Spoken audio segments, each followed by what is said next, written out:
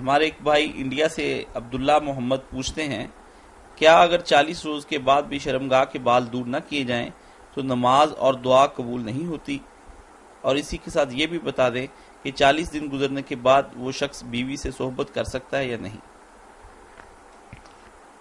اللہ کے رسول علیہ السلام نے نا جو آخری حد مقرر کی ہے نا کہ آدمی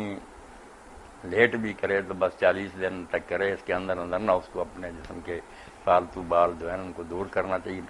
باقی اس کا یہ مطلب نہیں کہ اگر اس نے نہیں اس حکم کی تعمیل کی تو اس کی نماز قبول نہیں یا دعا قبول نہیں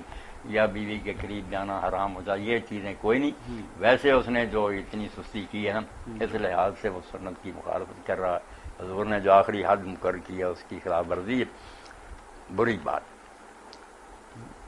ہونا تو یہ چاہیے کہ آدمی ہر ہفتہ اپنے جسم کے بال صاف کرے، ورنہ 15 دن درمیانہ، اور آخری حد یہ کہ وہ 40 دن سے نہ گزرنا جائے، اپنے آپ کو سکھ برادری کا فرد تو نہ بنا دے۔ مولانا اس میں یہ بھی تو ہے نا کہ انسان کو اپنے آپ کو پاک صاف رکھنا چاہیے، کوئی پتہ نہیں کب موت کا وقت آ جائے اور انسان ایسی صورتحال سے تو یہ تو بالکل کاشف صاحب بہت ضروری بات، ہر مرد اور جو ہے نا یہ صفائی کرتا رہے۔ بعد میں کئی لوگوں کے بارے میں پریشانی ہوتی ہے کہ ان کے بال بہت بڑے ہوتے ہیں، اب مسئلہ پیدا ہوتا ہے کہ یہ اب دور کیے جانی، کچھ لوگ تو کہتے ہیں دور کرو، پھر وہ بے پردگی ہوتی ہے، خواہ مخواہ کر لو، پہلے ہی صاف ستھرے رہنا چاہیے۔ بالکل صحیح۔